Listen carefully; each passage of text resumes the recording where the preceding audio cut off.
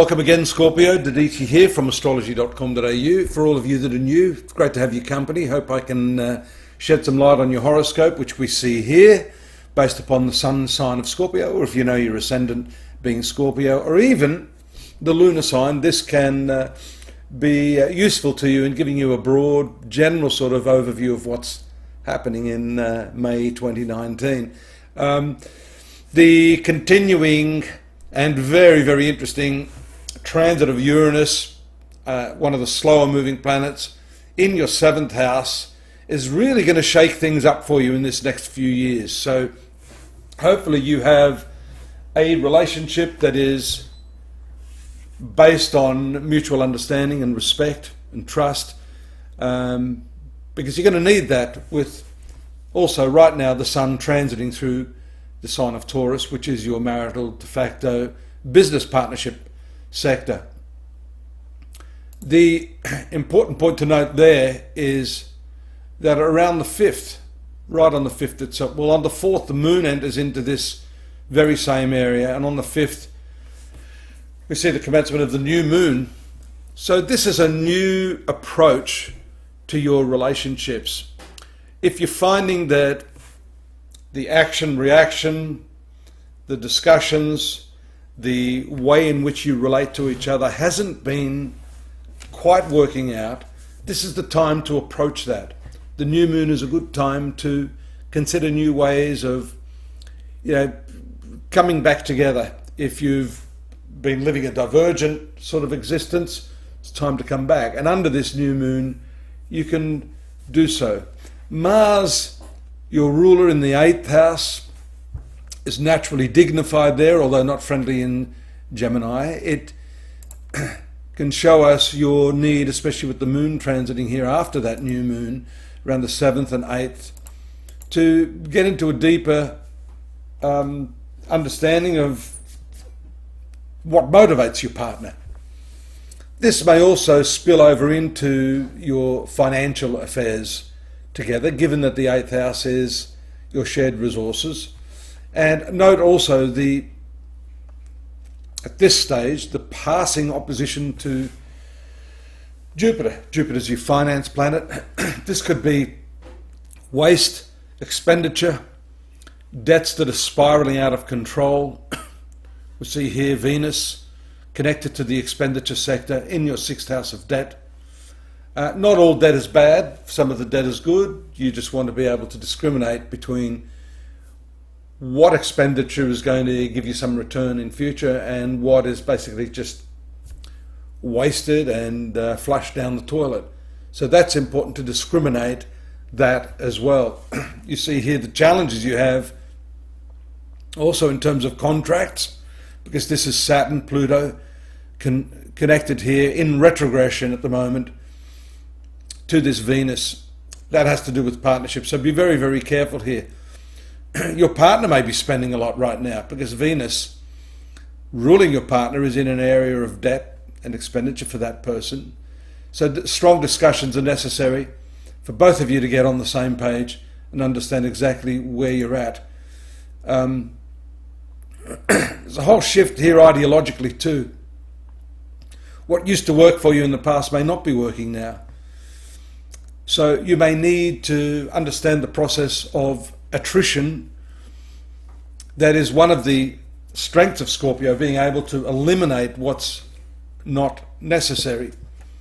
That discrimination seems to be a key word for you this month, in terms of knowing what's useless and needs to be thrown out and what's still of some value, even if it's causing you problems. That's shown here by the connection of Pluto and Saturn to the North and South Node axis here, which are very strong karmic factors in your life. Moon transits this around the 9th and 10th, so that can activate that, and then moves to your 10th house of career. Again, creating some tension here with the communications planet Mercury, which is associated with Uranus. So a lot of energy continues to build up here. You'll see also as Venus enters into this area, whatever difficulties here on the 15th, 16th. 4 planets in your 7th house, that's going to dominate your life.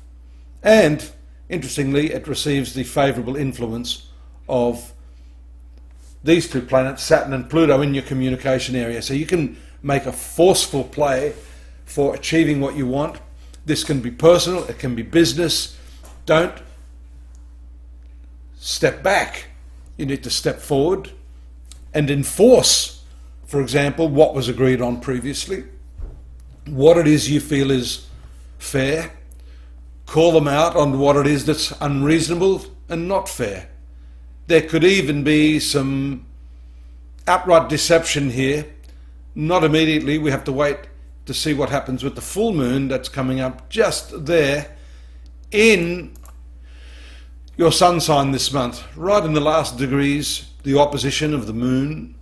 Again, this is all related to your relationships, so this is a big month for relationships.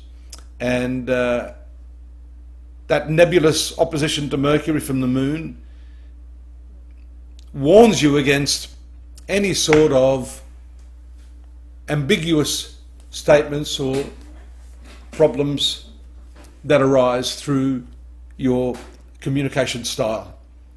Be straightforward, as tactful as you can, but you may need to be strong in your posture. A good opportunity here as the Moon and Jupiter connect, although that's the deceptive quality that I'm seeing, the square or the right angle to Neptune in the 5th house of speculation. Don't for a minute think that what looks fantastic is actually going to give you the results you're looking for. Investigate that a little further, especially while the Sun and Mercury enter your 8th house.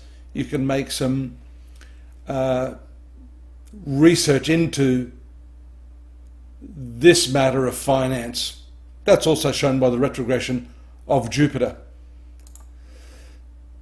So the moon moves to your 4th house there on the 25th, bringing a little more of a goodwill tone to your family affairs. And then we revisit this 5th house speculation, also related to love affairs and romance, by this square to Jupiter. So they are important dates to watch out for towards the end of the month, Scorpio, where you may make errors of judgment based upon impulse. It's not to say that you can't do a deal, you can't come to an agreement, but as you can see from this very intense combination of squares, right angles to this area, maybe not the best time at this precise moment. Health matters while the moon's transiting here, the 29th and 30th.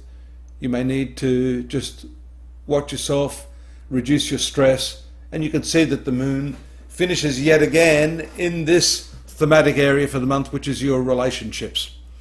Find out more at astrology.com.au. I've written up the monthlies there. We've got some more important information in terms of the newsletter that's coming out. It is Mother's Day. I wanted to talk more about how that impacts upon all of us. And you can find out about that at the website. Of course, you can contact me. More than happy to receive your messages and look forward to your company next month. Bye-bye.